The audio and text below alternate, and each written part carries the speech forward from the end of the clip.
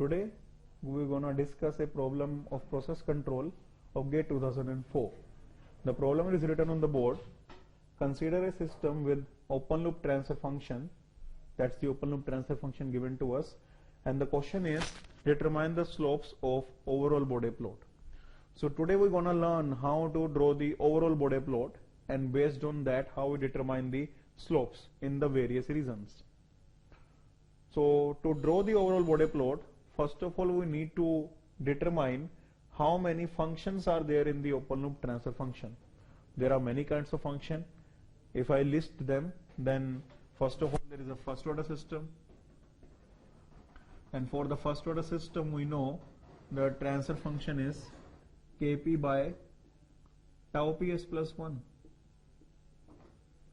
In the same way there may be PD controller that is acting, and for the PD controller the transfer function is Kc into 1 plus tau ds.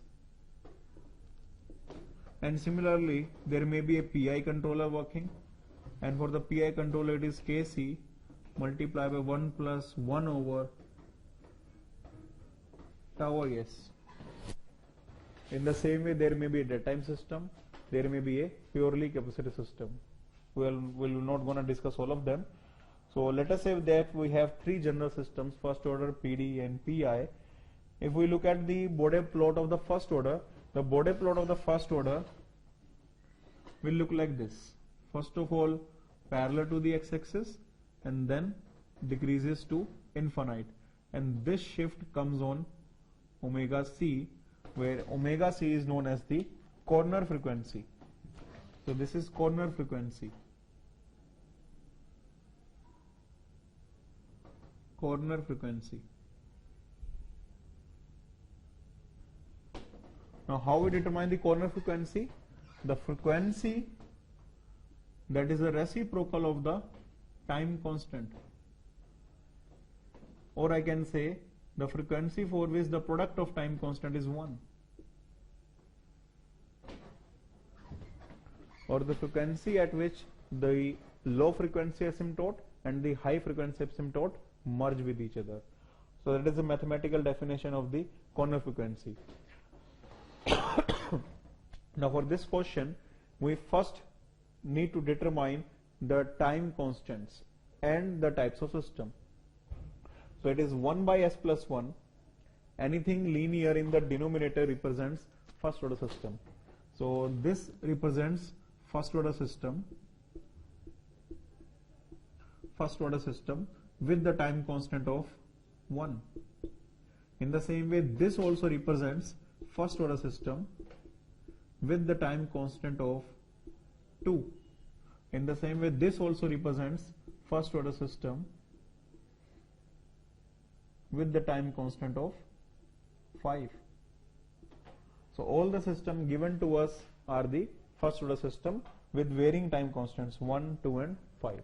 So that's our first step to determine the time constant for the different systems. After determining the time constant, we write the time constants in descending order. First of all we have 5, then we have 2 and then we have 1. After writing them in the descending order, we determine the corner frequencies, where corner frequency is the reciprocal of the time constant. We can see here the corner frequency is the reciprocal of the time constant. So 1 by 5 will give us 0.2, 1 by 2 will give us 0.5 and 1 by 1 will give us 1. So we have different corner frequencies. Now we will plot the Bode plot.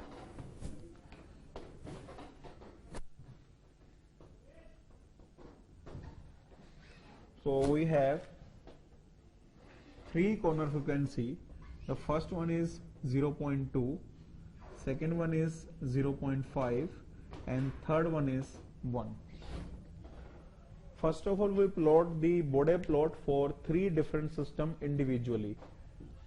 So this 0.2 corner frequency represents the first system, that is first order, and we know that for the first order system we first go horizontal and then decreases.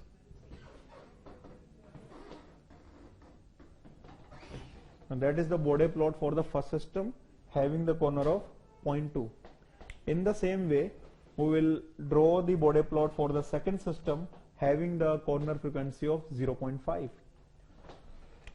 So let us say there is only one system present having the corner 0.5. Its Bode plot will be like this. That first of all horizontal and then decreases. In the same way now we will draw the Bode plot for the third system. So for the third system again we have the corner 1 and this system is also first order system. So till the corner, this is horizontal to x-axis and then decreases downwards. So draw the individual system on the Bode plot. I have drawn for 0.2 first order, I have drawn then for 0.5 again the first order, and then for 1 again the first order, as there are 3 first order systems given to me. Now after determining all the 3, we determine the slopes. So anything that is parallel to x-axis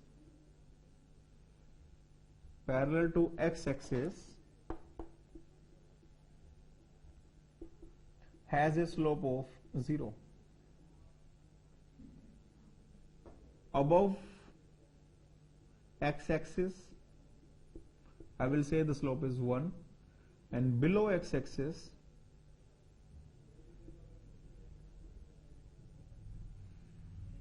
has a slope of -1. Below x-axis means decreases like this, and above x-axis means increases like this.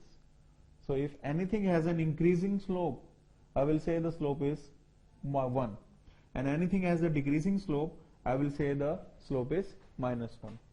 So in this first region between 0 to 0.2, all the 3 lines are parallel to x-axis, so I will say the slope is 0.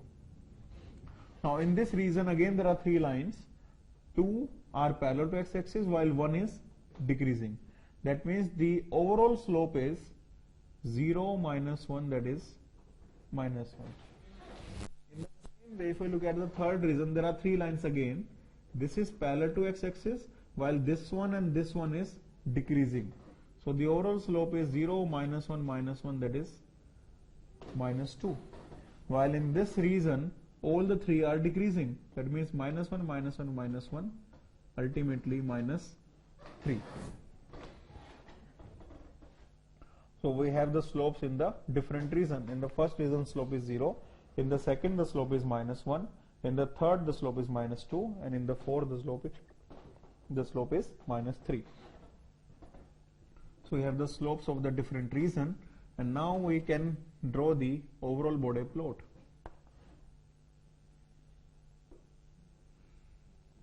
So first of all this is 0.2, then 0.5, then 1. So at 0.2 it is having a slope of 0.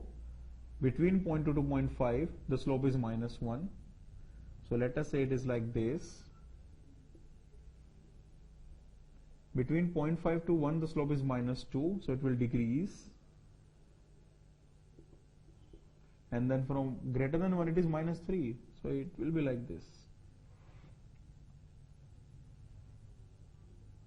having a slope of 0, -1, -2 and -3. This is how we can draw the overall Bode plot. So we have the slope value, we can match the column now and can give our answer. Thank you.